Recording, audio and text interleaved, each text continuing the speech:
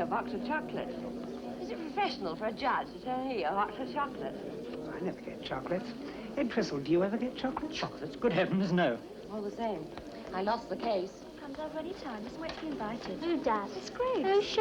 Probation officer. Any time, day or night. Cheek, really. Yeah. I said Constable Harrison. He said, who's Constable Harrison? I said, just the most beautiful constable in the police force. You said that? Yes, I did, Constable Harrison. I did say that. Would Mr. Haverbrook please go to the keeper's office now. as soon as possible? Oh, give us the Thank you. policeman. He's a good boy, really is a good Yes, boy. I'm He'd sorry. do nothing like that. He's always been a good boy to me. I mean, you ain't got on my property. Will you impress that on his worship? I don't know who brought it in there. I want that impressed particular.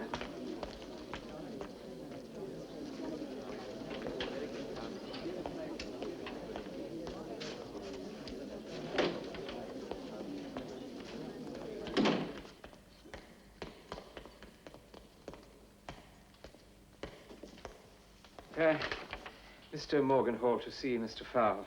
Order.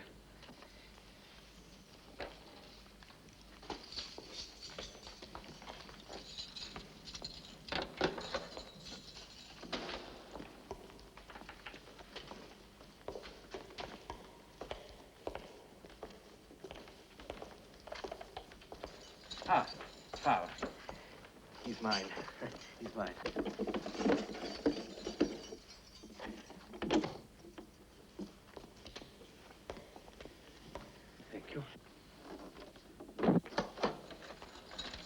Ah, Mr. Fowle. Not trying to escape, I pray? Epping Forest. What was that you said? I think I can see Epping Forest. Well, I've no doubt you can, my dear fellow. Why should you want to see Epping Forest?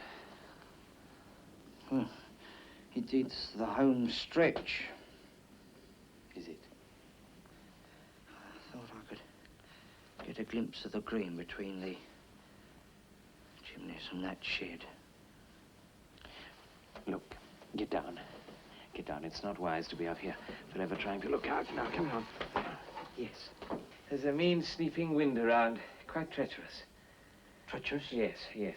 You never know what a nasty, sneaking wind can do. I don't want anything of that sort to catch you before, Before what?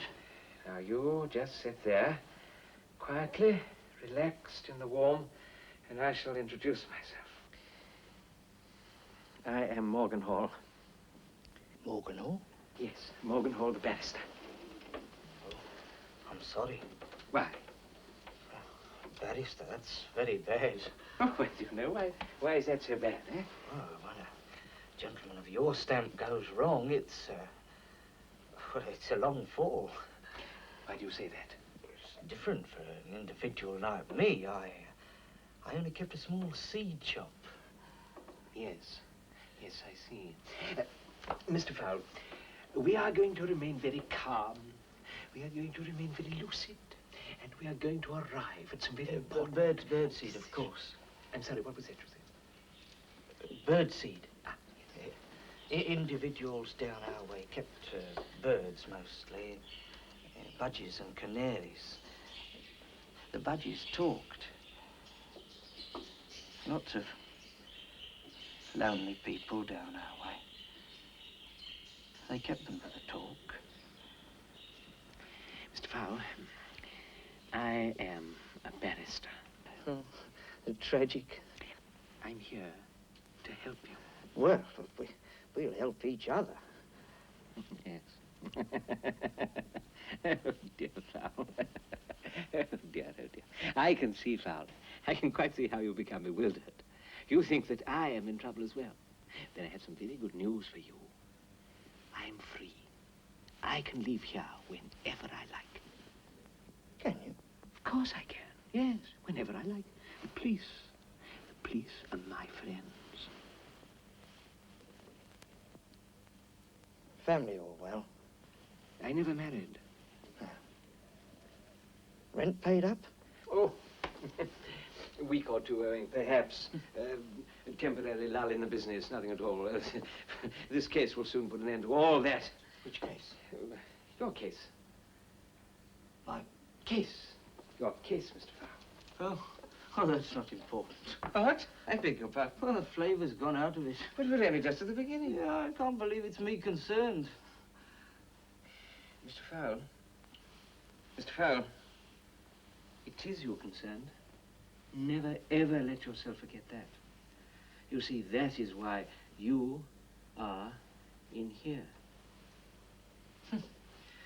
I just can't seem to bother with it.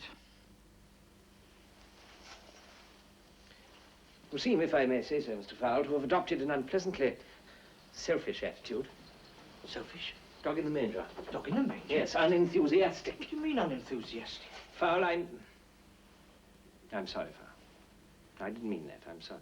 But there's so much of this about nowadays, so much of this ready-made entertainment. All these free billiards, national health, television. There's not the spirit of fraud that there used to be. You feel that? Fowle, whatever I've done, I've always been mustard keen on my work. I've never lost the vision, Fowle. In all my disappointments, I've never, ever lost the love of the job. The position in life to which you've obtained to. Precisely. Yeah. Years of study I've had to put in. Years of study. Didn't all suddenly drop into my lap. No. I've never studied. Years of study.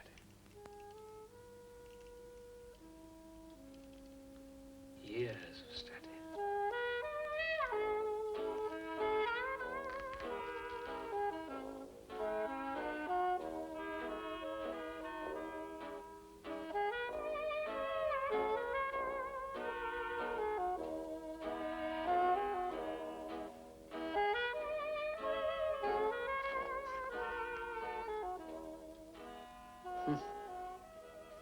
Lean years. Yes. I fed mainly on herrings and strong tea.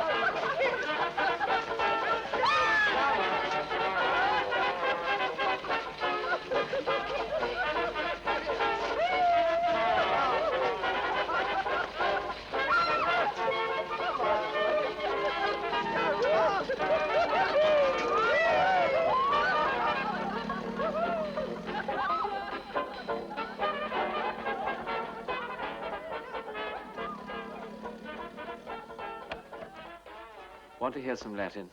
Well, only if it's not too much trouble. Not in the least, listen. Actus non sit rius, nisi mens sit rea. Filius nullius in flagranti delicto. Understand it? Res judicata pater familias, nullus crimen sine lege. No good. I'm no scholar. Well, he had to be. I mean, I had to be. Well, of course, we all had to be in my day. Then we'd sit for the examinations. The long, dreaded finals. Oh, we were a tense, eager crowd, Mr. Fowle. Rugablues feigned illness. Rowing men fainted. Those who survived tackled the questions. Very searching, were they? Yes, searching questions. Define rape. Describe murder. Give your views on adultery. Half a page, please, on indecent assault. Write on one side of the paper only. Never answer 2 questions at once. No. It stumped you, I dare say. Well, stumped a good many. Yes. And no cheating, Fowle. No. No trying to get a glimpse at the other fellow's celluloid cuff. Or creeping out for a look at a book in the student's loo. No.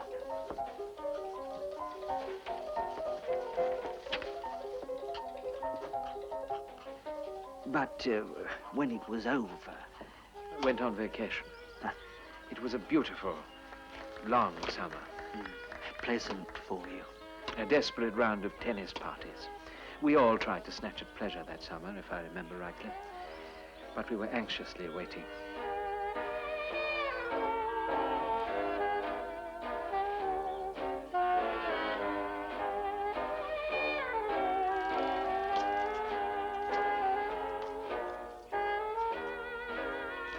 At last, the results.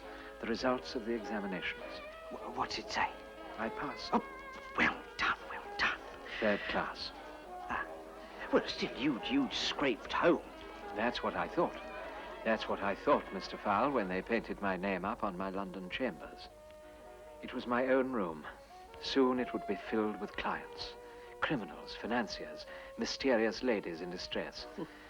So I wrote to the only woman in my life, to tell her, perhaps in 5 years' time, when I'd built up my practice, I might make a certain proposal. Meanwhile, I could afford to kill a little time with the crossword.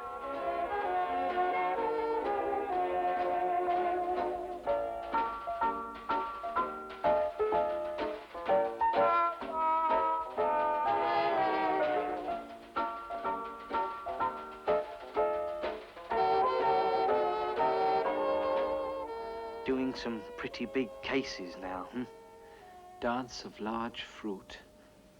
2 words, 3 and 5. You're not still at it. I'm still waiting for a brief. But you must be better at the crosswords now. Not very much. As the years pass, there come to be clues you can no longer understand. So all that training... Wasted. The talents rust. And the lady? Went down with her ship.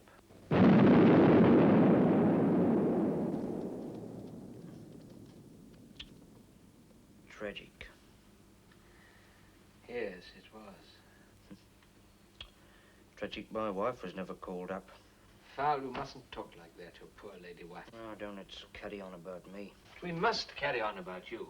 That's what I'm here for. You're here to... I am here to defend you.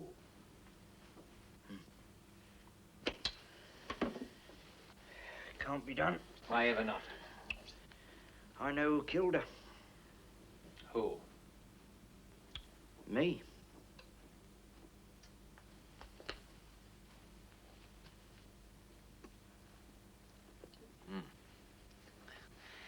Really, Mr. Fowle? I have all the respect in the world for your opinions, but we must face this. You're a man of very little education. That's true. I mean, one is only to glance at you to see that you are a person of, well, very limited intelligence. Agreed, quite frankly. You think you killed your wife. Seems so to me. Mr. Fowle, look at yourself objectively. Now, on questions of birdseed, I have no doubt at all that you may be infallible. But on a vital point like this, Might you not be mistaken? Don't answer that. Before you drop the bomb of a reply, consider who will be wounded. Are the innocents to suffer? I only want to be honest. But you're a criminal, Mr. Fowle. You've broken through the narrow fabric of honesty. You are free to be kind, to be human, and to do good. Yes, but what I did to her was... Mr. Fowle, she's passed out of your life. You've set up new relationships. You've picked out me. Picked out? Yes, selected. I didn't know. No, of course not. That's the whole beauty of the thing. You didn't know me. You came to me under a system of chance, invented like the football pools, to even out the harsh inequalities of the world. You see, you, dear Fowle, are my first doc brief. Your doc... Doc brief, yes. Doc. Could you perhaps brief? Explain the doc brief. Yes, of course I can, yes. Now then, criminals who have no money and no friends, luckily you're one of them, are entitled to choose any barrister sitting in the courts to defend them. Barrister gets a brief and is remunerated on a modest scale. Busy lawyers, wealthy lawyers, lawyers with nice, well-paid cases coming on, leave the court at the double when a doc brief is about to be given away. We regulars who are not busy sit on. I've been a regular for years. We sit and we hope. We hope one day to be chosen. It's not etiquette, you see, Fowle, however badly you want the work, to wave at the prisoner or whistle or try to catch his eye by hoisting some sort of little flag. I didn't know. Yes, yes. But what you can do is choose the most advantageous seat. The seat any criminal would naturally point at. It's the seat under the window. And for 10 years, my old friend Tuppy Morgan bagged it each day at 10. Almost once a year, a criminal pointed him out. Oh, Mr. Fowle, Tuppy was a limpet on that seat. Was he? Yes, yes. But this morning, something, possibly a cold, perhaps death, kept him indoors. So I had his place. And you spotted me, no doubt. My glasses polished, my profile drawn and learned in front of the great window. I never noticed. I never noticed. But when they asked you to choose a lawyer... Well, I just shut my eyes and pointed. So even you, Mr. Fowle, didn't choose me. Not altogether.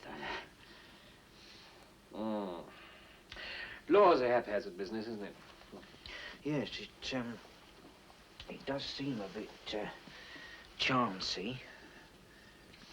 Of course, Mr. Fowle, you are very fortunate. Oh, yes, yes. I must confess you hurt me temporarily. Might have been kinder to have kept me in ignorance. Anyway, well, what is done is done.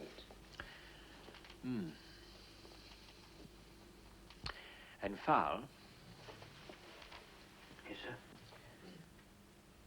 Try to remember that you're dealing with a fellow man. And all the hopes that I've pinned on you. Well, yes, I will. Of course I will. Good. Well, now, come along. Let's get down to business.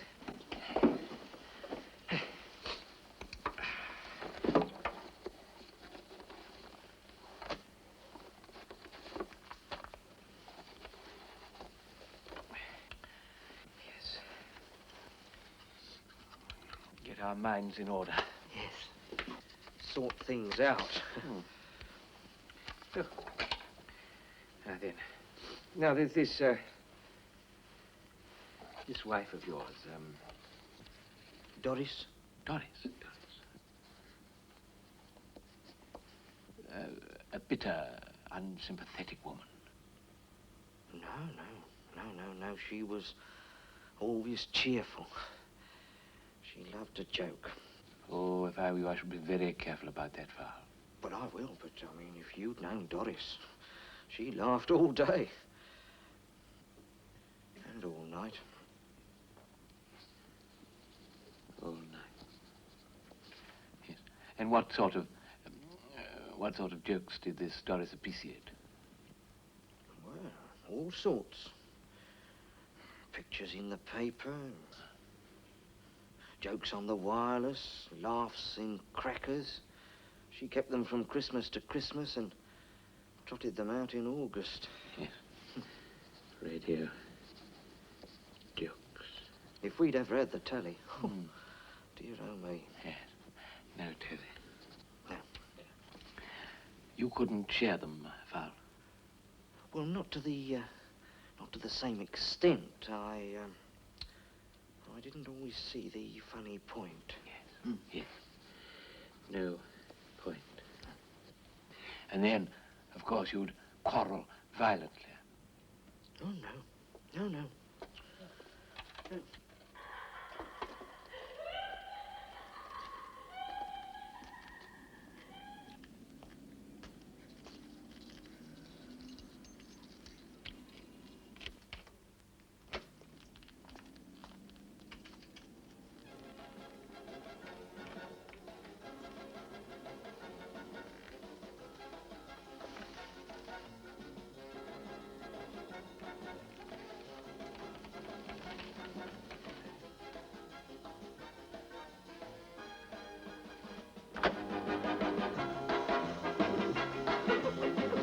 Don't look so miserable, it might never happen.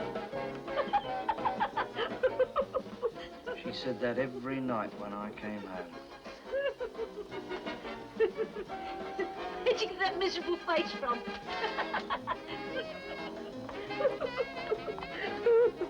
Yes. Yes, I can see that there is a certain Sunday evening appearance to you.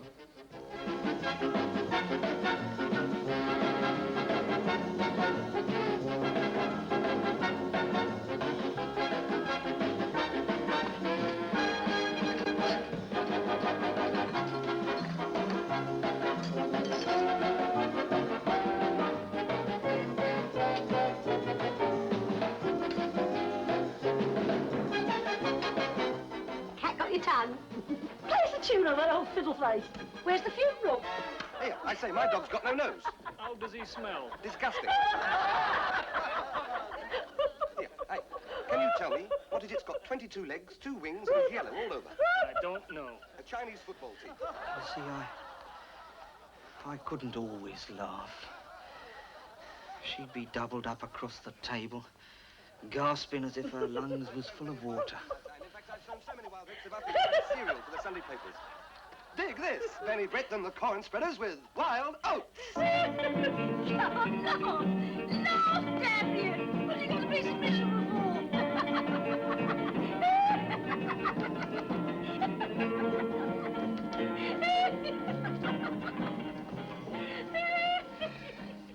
Then she'd go under, bubbling like a drowning woman.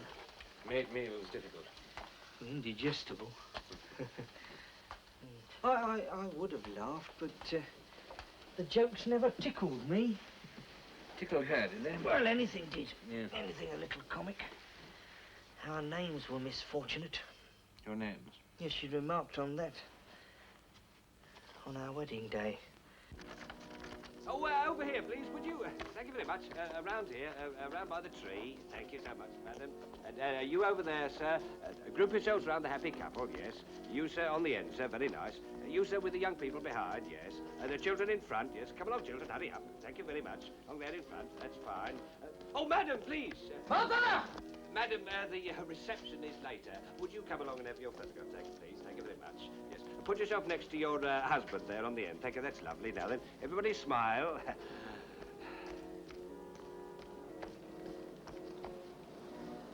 All right, Mrs. Fowle. Now we're cock and hen, aren't we, old bird? Cock and hen.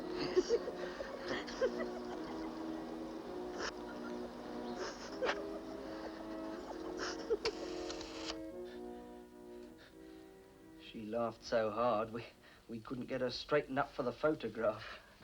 Fond of puns, I gather you're trying to say. Well, any sort of joke.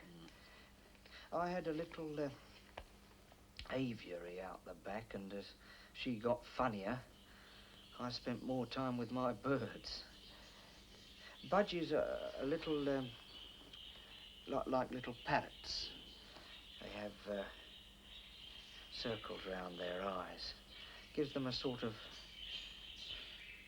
sad, tired look. I found them very restful and sympathetic, until one of them spoke out at me. What did it say? Don't look so miserable. It might never happen.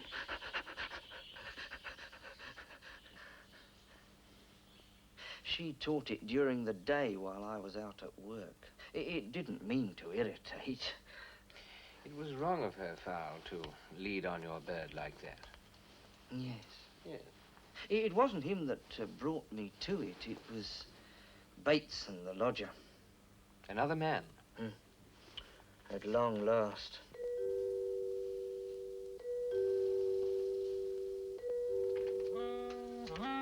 Evening. Good evening. This is the Fowle house? It is Mrs. Fowle? Yes, that's right. Come in.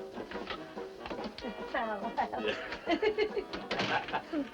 Well, let me introduce myself. I'm Frank Bateson. I need a room, and it just so happens I saw the ad Mr. Fowle put up down the sweet shop. You know, humorous type of lodger required. What it said? Yeah. That appealed to me because I like a joke. You do? I'm ex-police, and if I say so myself, they called me the scream of the station. And if you can make a copper laugh, Wasn't there a risk? Well, slight, perhaps, but it went all right. I mean, look what happened.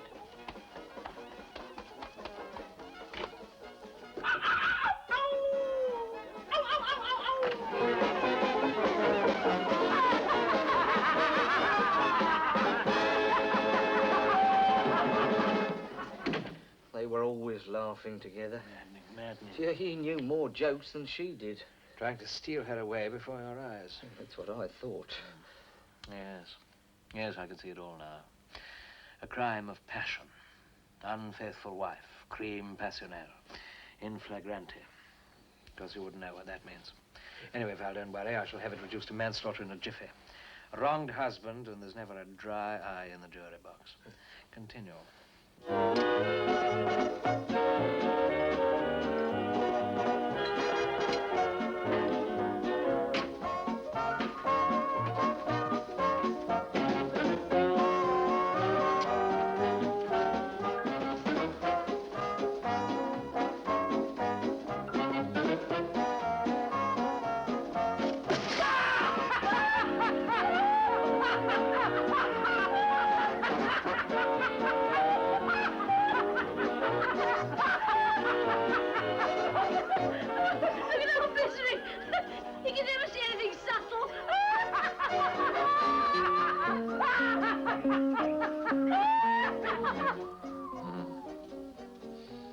Galling for you, of course. Terribly galling. I thought all was well. They were getting so friendly. Yes, I thought I wouldn't have long to wait.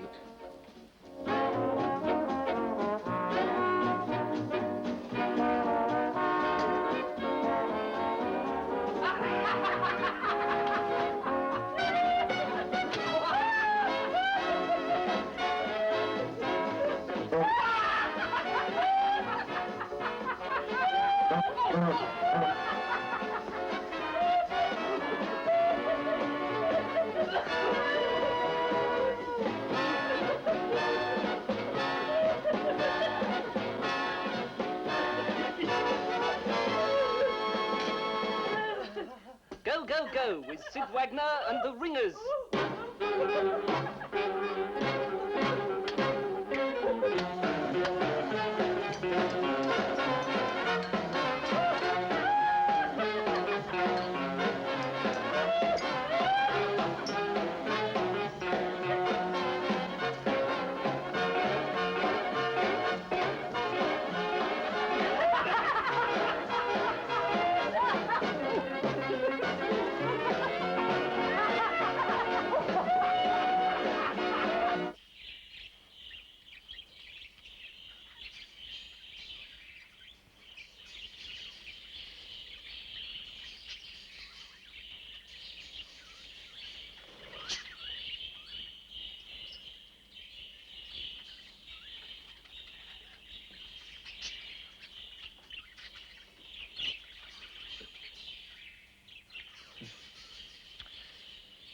I spent more and more time with my birds.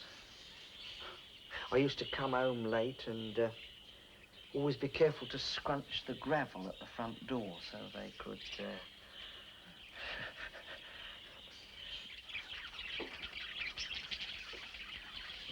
I went to bed early and left them with the light programme. Ooby-dooby-doo, ooby-dooby-doo, ooby-dooby-doo, oh, whoa, whoa, whoa, yeah, yeah, yeah, gonna leave my baby doll today. Ooby-dooby-doo, ooby-dooby-doo, shoo-wah, shoo-wah, yeah, yeah, yeah, riding to the movies in a brand new car. Really is great watching the show, holding hands with my baby in the third back row. Yeah, yeah, yeah. Ooh, I love the conversation, but we're not getting far. Ooby-dooby-doo, dooby-dooby-day. Ooby-dooby-doo, dooby-dooby-day. Whoa, whoa, whoa. Yeah, yeah, yeah.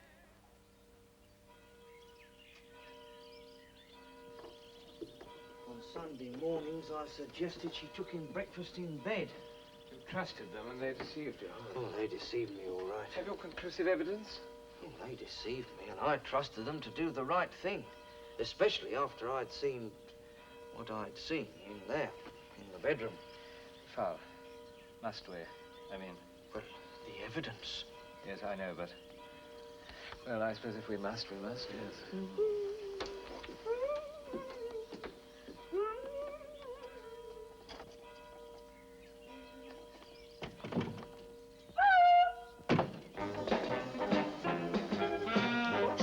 Kidneys. Oh, lovely, dear.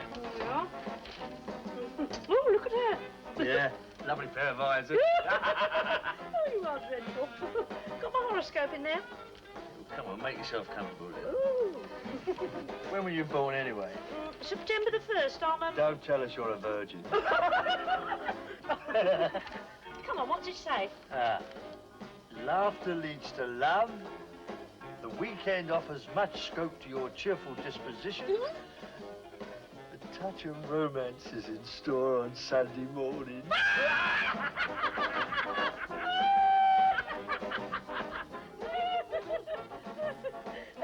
Now, seeing them like that, you'd think he'd do the right thing, wouldn't you? But he didn't. Mr. Fowle, I'm not sure that I'm getting the drift of your evidence. Well, when he'd first put his knee under her, I thought he'd do the decent thing. I thought I'd have peace in my little home at last. The wireless set would be dead silent. The end of all that happy laughter.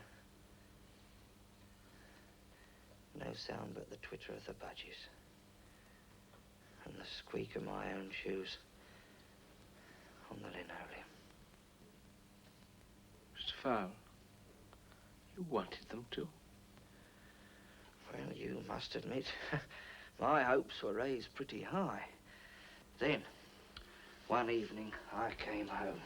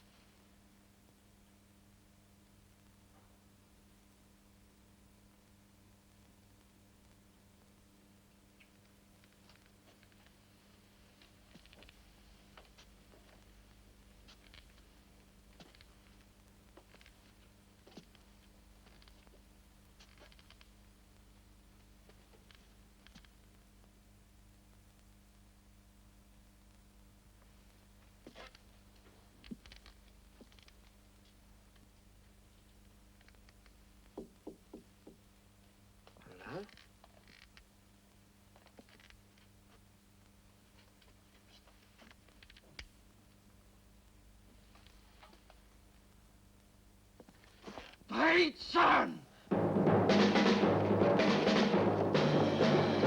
Bateson!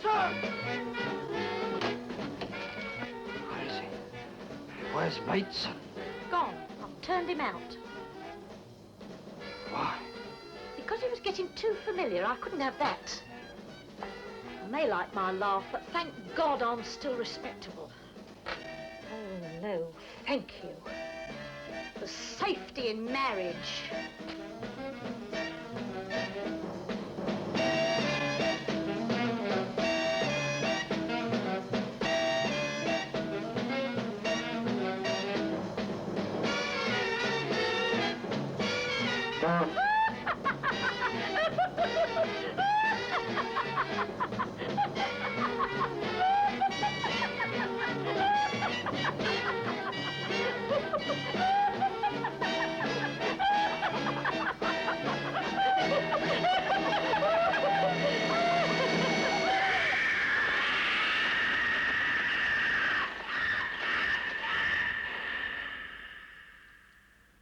I realise I did wrong. You could have left. Who'd have fed the birds? That thought was uppermost. So it's not a crime of passion. No. No, if you put it like that, no. Fowle, I've worked and I've waited for you. Now you're the only case I've got. And the most difficult. I'm sorry. I mean, a man could crack his head up against a case like you and still be far from a solution. Can't you see how 12 honest hearts will snap like steel when they learn that you ended up your wife because she wouldn't leave you? If she had left, there wouldn't have been the need. No, there's no doubt about it. There's no doubt about it. As I look at you now, I can see that you're an unsympathetic figure. Yes, well, there it is. Yes, yes. I shall need a brilliant stroke to save you. Brilliant stroke. Unexpected move. Something pulled out of a hat.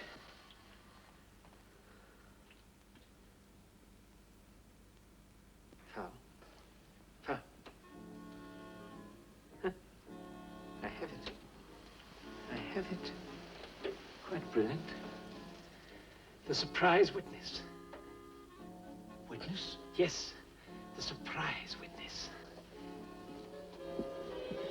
Picture the scene, Mr. Fowle. The courtroom is silent. The jury about to sink the accused. The prosecution flushed with victory. But wait, now it's my turn.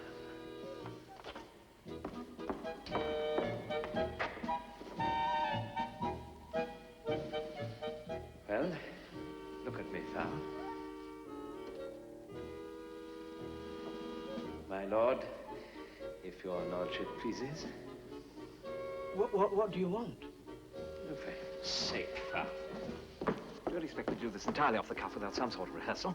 No. Come along, then. Come along. Come on now. Come. No, wait there. Just right there, just one moment. Yes. Now, put this towel over your head to simulate the dirty grey wig. There. You see? Already you appear anonymous and vaguely alarming. Now, Fowle, I want you to forget your own personality. You are the judge. Yes, you are Sir Tommy Banter, a small, alarmed man. A man who served with distinction in the Great War, at sentencing soldiers to long terms of imprisonment. In love with capital punishment, corporal punishment, punishment. A man without friends, unexpectedly adored by a great niece 3 years old. I am. You are him.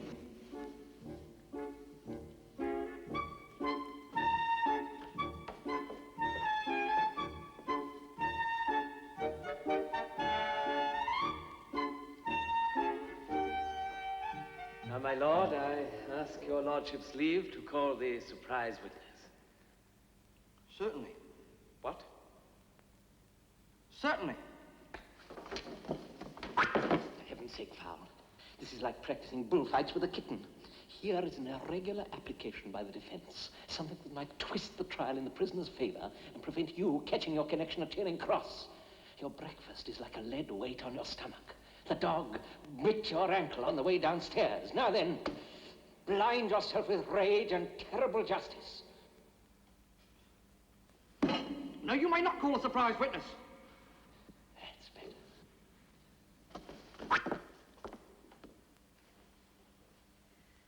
Now, my lord, if your lordship would listen to me. Certainly not. You've had your chance. Let's get on with it. My lord, justice must not only be done, but must clearly be seen to be done. No one knows as yet what my surprise witness will say. Perhaps he will say that the prisoner there is as guilty in his black heart as your lordship thinks. But perhaps, gentlemen of the jury, perhaps we may have trapped an innocent. If so, shall we deny him the one door through which he might walk to freedom? Public outcry would never die down. Here, here. Here, here. What was that? The public outcry. Ah, yes. Excellent. But don't forget that you're the judge. Silence! I'll have all those noisy people put out. Very well. You may call your witness. But keep it short. Call the surprise witness.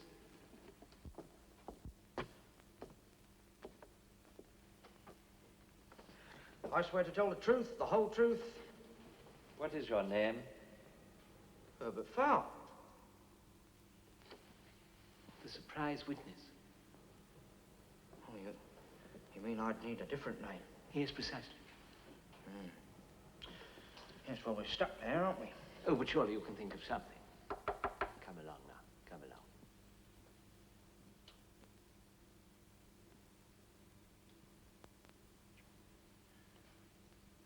Martin Jones. Oh, very good. Yes, very good. Martin Jones, yes. Now, Mr. Martin Jones, I believe that you knew Mr. Fowle. All my life. Yes. Always found him to be respectable.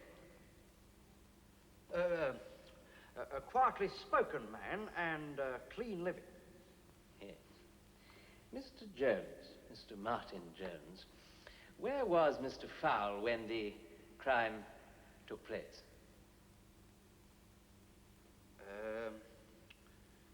He was, My lord, would your lordship sharpen his pencil and take this down? You dare say that to him? Fearlessness, Mr. Fowle, the first essential in an advocate. Is your lordship's pencil poised? Yes, yes, get on with it. Where was the accused?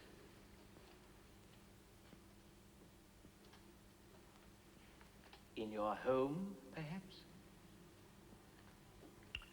In my home. All the evening?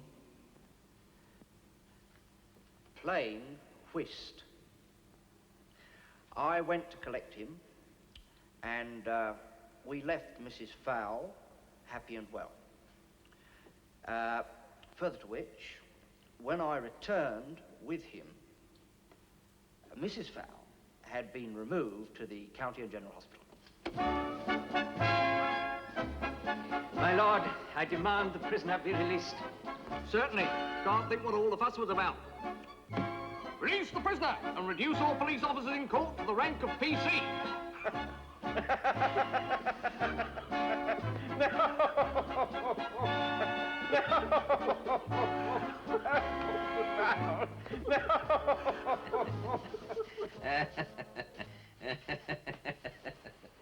Oh, dear, oh, dear. Well, Fowle. Yes, sir? Aren't you going to thank me? Well, Words don't come easily to you, do they? very hard. Anyway, I think we've pulled your chestnut out of the fire. All we have to do now is to make sure of this fellow Jones. Yes, but, I don't quite Fowle, a very good fellow, but don't interrupt my thinking. There's a good fellow. No. I only wanted to remind... What? We have no surprise witness. We made him up.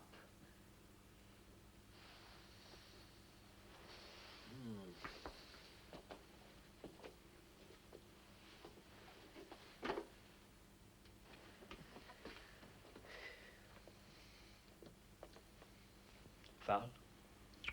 Yes, sir. It's a remarkable thing, but with no legal training at all, you've put your finger on the one fatal weakness in our defense. I was afraid it might be so. It is so.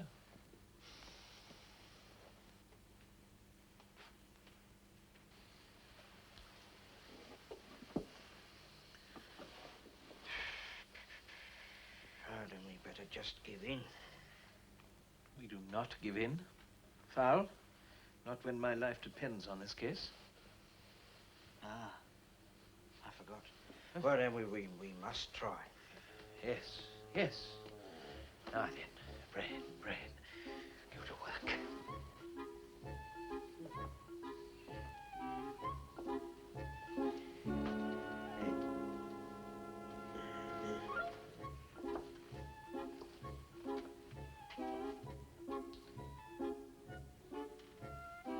It'll come to me, you know. It will come to me in an illuminating flash. That's the way I always go at the crosswords. Never give up. Hard, relentless brain work. I have it. Bateson. The lodger? Yes, Bateson the lodger. I never did like him. Under a ruthless cross-examination, you never know. He might confess that it was he. You see the flash? You certainly look much happier. Well, I am. I'm much happier. And once I begin my ruthless cross-examination... Would you like to try? Fowle, you and I are learning to muck in splendidly together over this.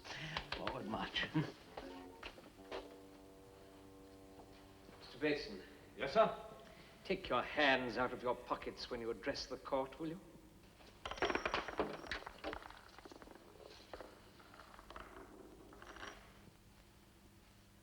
Mr. Bateson, I understand you were on very friendly terms with the prisoner's wife. Yeah, we had a few good old laughs together, yeah. And was the association of an entirely innocent nature? Yeah, innocent laughs. The Christmas cracker variety. Jokes without offense. And to tell those jokes, did you have to sit very close to Mrs. Fowle? How do you mean? Did you sit beneath her? I don't understand. Did she perch upon your knee? What was that? Shocked breathing from the jury. Yeah. Answer my question, Bateson. You're trying to trap me. I'm not trying, Bateson. Succeeding. Well, she may have rested on my knee. Once or twice. And you loved her guiltily? I may have done. And you planned to take her away with you? I did ask her. And when she refused... Just a moment. Where's all this leading to? Your lordship asks me. My lord, it is our case that it was this man, Bateson, enraged by the refusal of the prisoner's wife to go away with him, who struck the fatal blow. Now do you see where we've got to? I do. Yes, masterly, I think you'll have to agree. Of course. Yes. No flaws in this one. No flaws. No flaws, really, no, sir. Perhaps a little hitch. A Well, come along, then. If you think there's a hitch, break it down. Well, I don't really like No, to... no, come along, Fowle. Break it down if you think there is a hitch. Well, let's see what you... Come on. Well, I can't really, not after you've been so kind. Fowle, listen to me. All my life I've stood up against the winds of criticism. I'm quite used to it. Now, come along, speak on. Tell me. Well, as soon as he left my house, Bateson was stopped by a police officer. He'd lifted an alarm clock off me and the remains of a bottle of port. They booked him in straight away. You mean there wasn't time? Hardly. 2 hours later, the next-door neighbour observed Mrs. Fowle at the washing. Then I came home. Fowle. Do you want to help me? Well, yes, of course I do. I hope I've shown that. But you will keep on putting all these difficulties in my way. Oh, dear, oh, dear, oh, dear. Oh, dear, I knew you'd be upset. Well, no, it's not that I'm upset. No, it's just that I, crave a little help, you know, a little encouragement. You'll win this case, sir. Brilliant mind like yours. Yes, thank God it is still brilliant, yes. And all that training. Yes, years of it, years. Hard training, yes. You'll solve it, sir. Tuppy Morgan. You know what I've heard Tuppy Morgan say? Wilfred, if ever they give you a brief, my dear fellow, always attack the medical evidence. Always attack a doctor. Remember, the jury's full of rheumatism and arthritis and disgusting gastric complaints, and they just love to see a medical man put through it. So go for the doctor. Go for the doctor. Go for the doctor. Go for the doctor. Would you like to try? I don't know. Don't know. Why me? Well, I don't know what a police doctor looks like. Well, they've usually got nicotine fingers. Small men, stinking of ether and carbolic. Do you think I should try? I'd enjoy it. Right.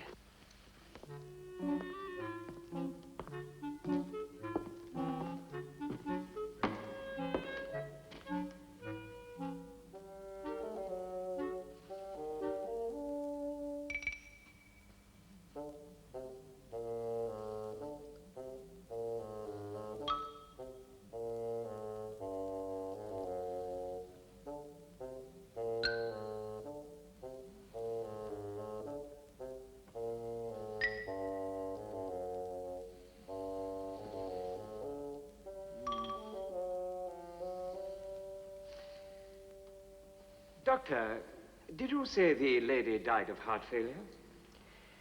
No. Now, come along, Doctor. Don't fence with me. Her heart wasn't normal when you examined it, was it? She was dead. So it had stopped. Yes? Then her heart had failed. Well, she had died, indeed, of heart failure. Ah, but... And heart failure might have been brought on by a fit. I say a fit of laughter at a curiously rich joke on the wireless.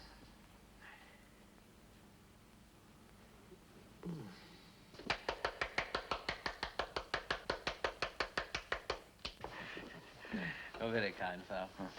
Very kind, but, hollow. I don't think my attack on the doctor was at all convincing. Well, a bit unlikely, but clever.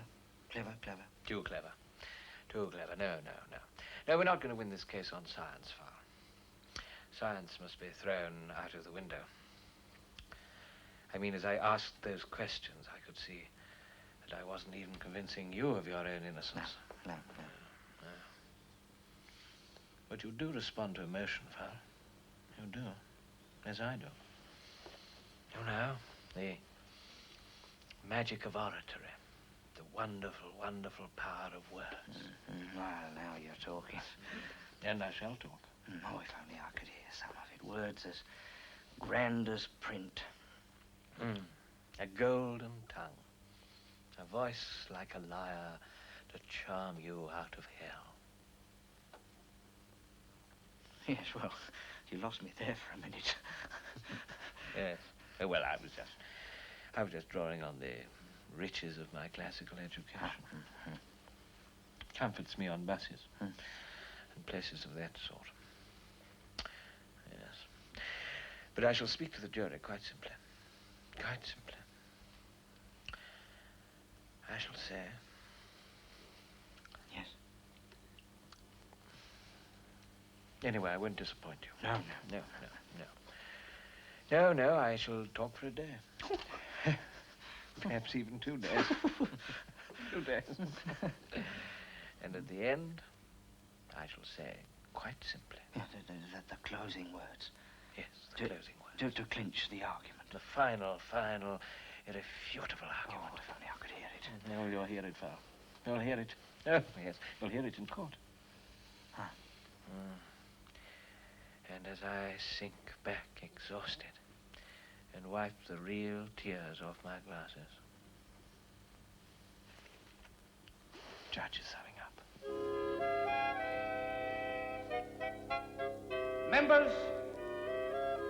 Members of the jury.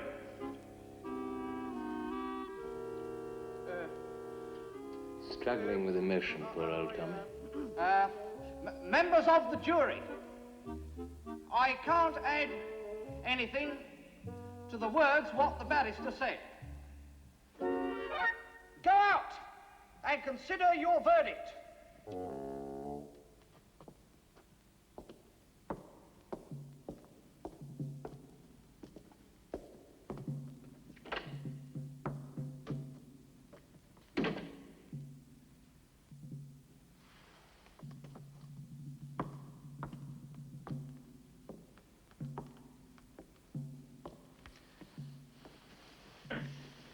They've left the box.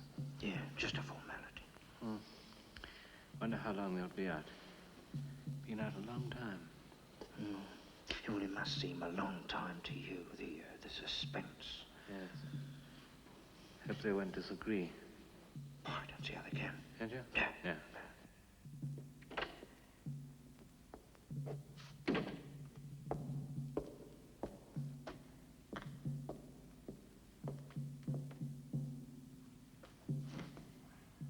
Members of the jury, have you considered your verdict? We have. Do you find the prisoner guilty or not guilty? Not guilty. Oh,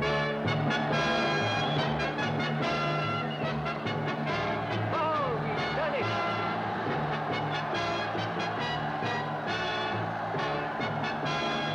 Well done, Wilfred. Jolly good show. Congratulations. Picture, Mr. Morgenhall. Have you a few words for the press, sir?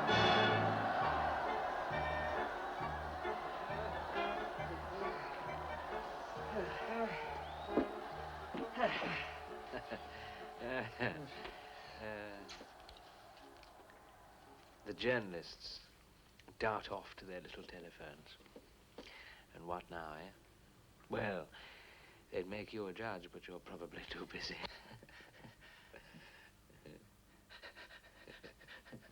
There's a queue of solicitors on the stairs. My old clerk writes on my next brief. 1,000 guineas to divorce a duchess. There's all the questions of new clothes and laying down the port. Oh, Fowle, the wonderful new life you've brought me. Yes, well, I mean, it'll be your greatest day. Yes, it will. Yes, it will be my greatest day, yes.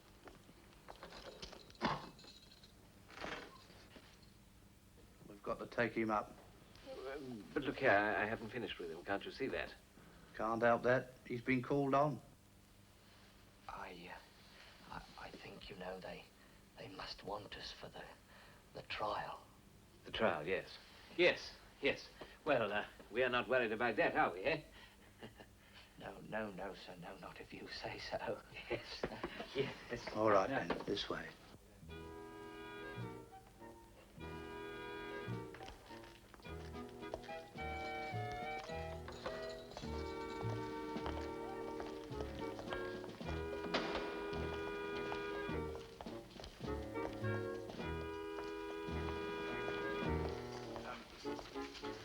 Don't come with us, sir, not unless you want to land in the dock. How stupid of me, I forgot, yes. Well.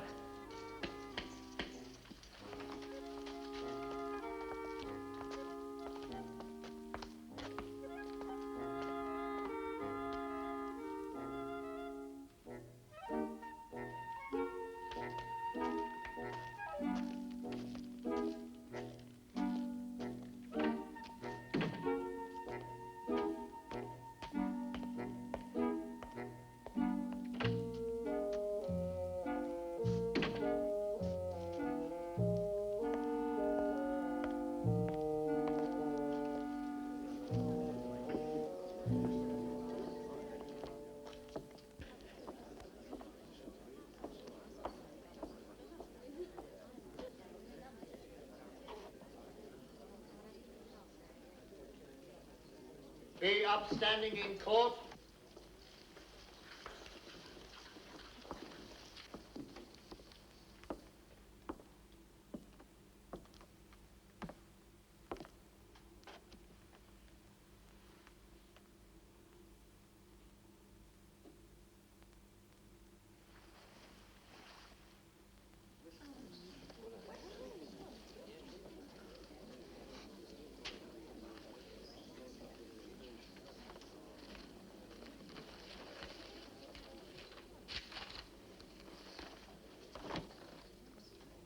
Herbert Fowle, you are charged that on the 3rd day of June last, you did willfully murder Doris Fowle at the Nest, Jubilee Road, Epping, in the county of Essex. Herbert Fowle, do you plead guilty or not guilty? Not guilty. My lord, members of the jury, this is a most unusual case, and a case that, my lord, I feel... Mr. Wilfred Morgenhall? Hall, my lord. Hall. What's that? Morgenhall, my lord. Yes, Mr. Morgenhall. I take it you don't appear to prosecute. Prosecute Mr. Fowle? Heaven forbid, my lord, no. Then we must allow Mr. Perkins to open the case, mustn't we? If you could just be a little patient. Yes, of course, my lord. My papers. I'm obliged, your lordship. May it please you, my lord, members of the jury, I appear in this case to prosecute, and my learned friend, Mr. Morgenhall, as I hope he now understands, is here to defend the prisoner.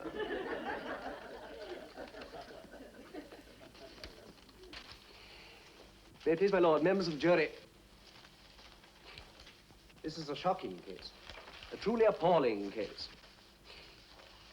In the case of the defendant, Fowle, one is dealing with a particularly brutal type. A man who apparently was quite unable to take a joke. Our story begins when the defendant, Fowle, advertises for a humorous type lodger.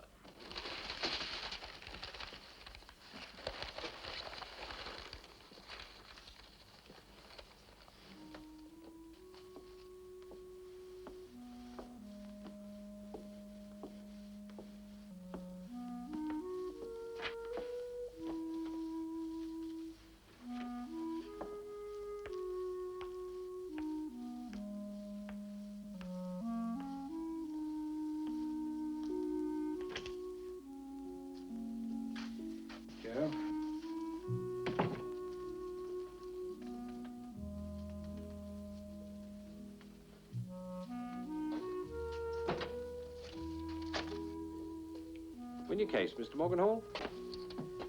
No. No.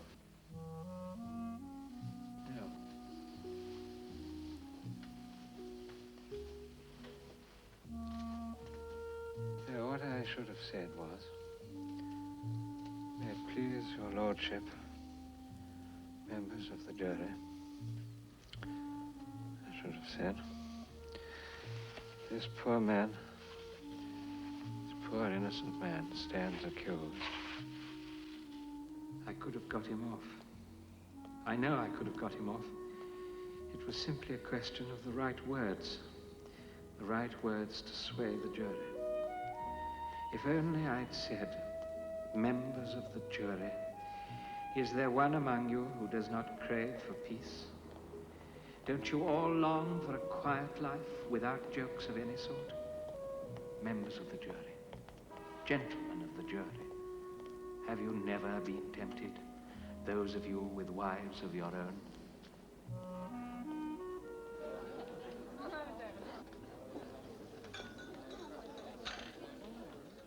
Yes, sir. What do you want, sir? Yes, half of mild.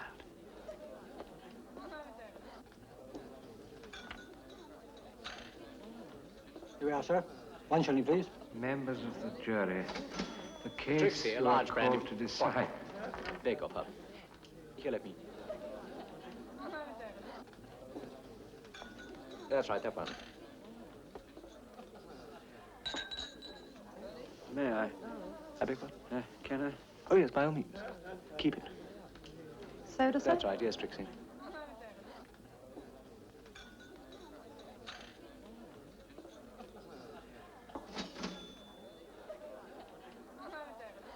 Members of the jury, before I was so rudely interrupted, look at the prisoner, members of the jury.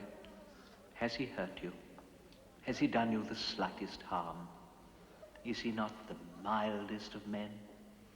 He merely took it upon himself to regulate his domestic affairs. An Englishman's home is his castle. Do any of you feel a primitive urge, members of the jury, to be revenged upon this gentle bird fancy? Do you really want to put an end to this small seed merchant? One who in happier days might have passed unnoticed among you. He is in your hands, members of the jury. Why not let him go now? Let him walk out into the sunshine, a free man.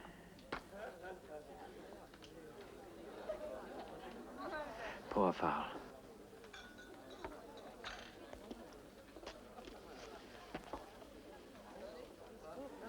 You'll be taking this very much to heart.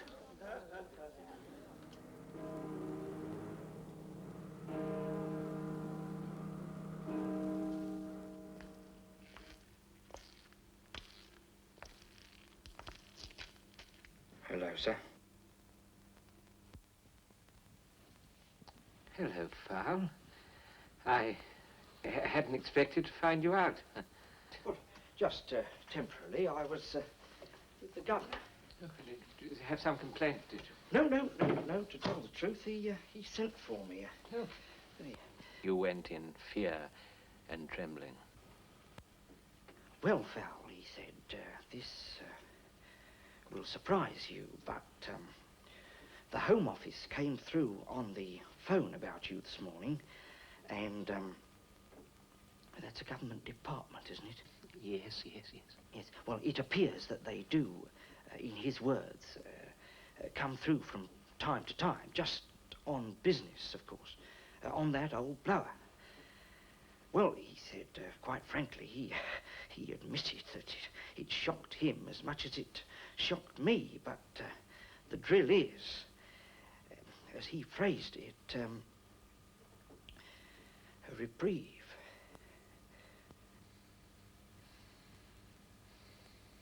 Reprieve? Yes, it's all over. I'm free. But why should you be free?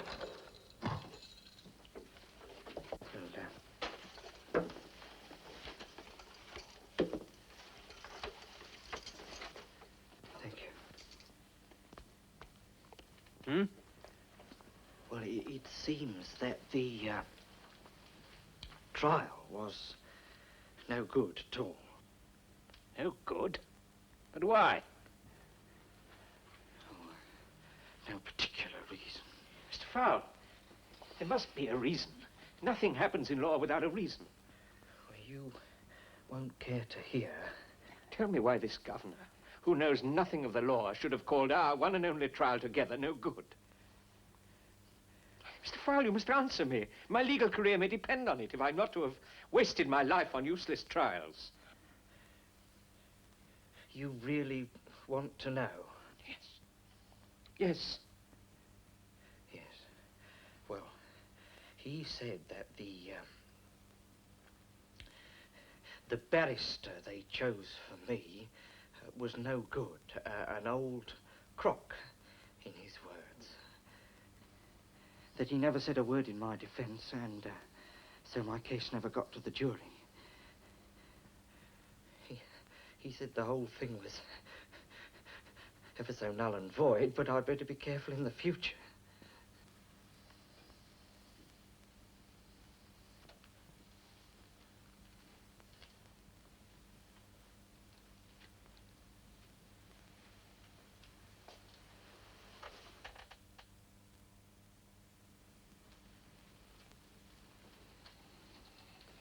Don't you see it? If I'd had a barrister who'd asked questions and made clever speeches, I'd be as dead as mutton. Your artfulness paid off. The artful way you handled it, the dumb tactics, it saved me.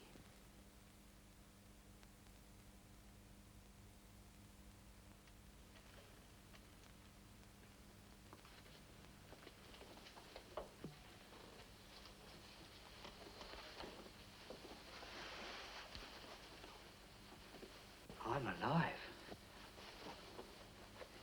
So are you.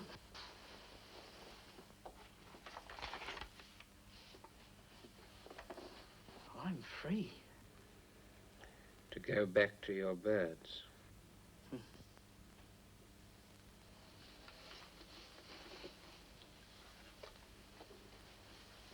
Mr. Morgenhall, I think the door has been open for some time. Yes.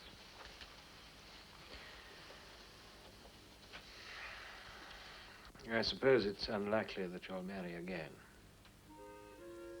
Unlikely, yes.